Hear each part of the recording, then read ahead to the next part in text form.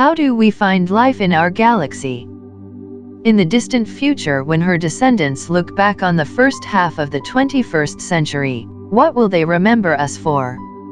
Maybe when we took the first steps to answer the question, is there life outside our own planet? New instruments like NASA's James Webb Space Telescope could bring us closer to that answer. How do we find life in our galaxy? First, we need to identify planets with the potential to host life.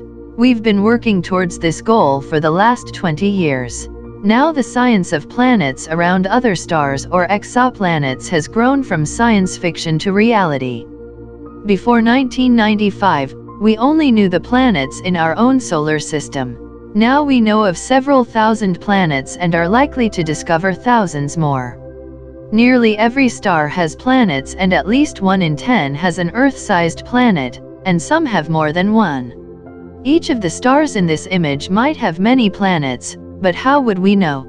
Imagine if we were aliens looking at the sun from far away. How would we know Earth was there? Earth is 1 trillion times fainter than the sun and very close to it. Try looking for a firefly next to a big searchlight and you can understand the problem. Some planets are found by a technique that uses Einstein's theory of general relativity, observing the bending effect of gravity from a hidden planet as it warps the light around its host star. The most common method is to look for an eclipse or transit as a planet passes in front of its host star. This is how the Kepler Observatory found planets, by staring at a large region of the sky and waiting for planets to pass in front of their stars, taking snapshots every second. The Transiting Exoplanet Survey satellite uses the same technique on our nearest neighbor stars. Another technique observes very small changes in the star's position in the sky, the wobble that occurs when an unseen planet's gravity tugs on its host star. If the planet and star are oriented so that the star is moving toward or away from us instead of side to side, we can detect the planet as a shift in the star's light. As far as getting pictures of the actual exoplanets themselves, it's possible but very difficult. The telescope has to block the bright star's light to reveal the faint planet nearby. So now that we found planets, how do we learn more about them? What are they like? Would we want to go there?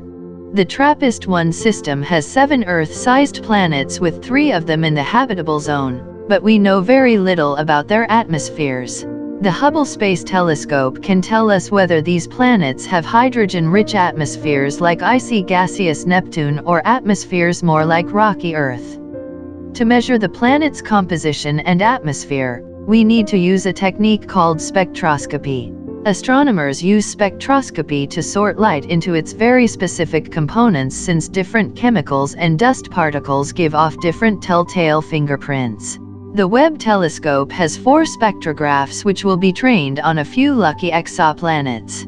We'll learn about the atmospheres of these planets by seeing their fingerprints as a shadow against their bright host star in a similar way to the transit technique.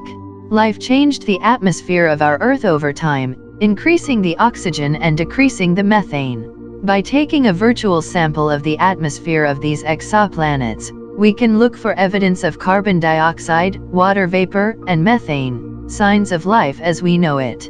With Webb we can scan for evidence of biological processes trillions of miles from Earth. So are we alone? Webb and future missions may finally help us answer this question. Don't forget to subscribe, explore for more similar content like this.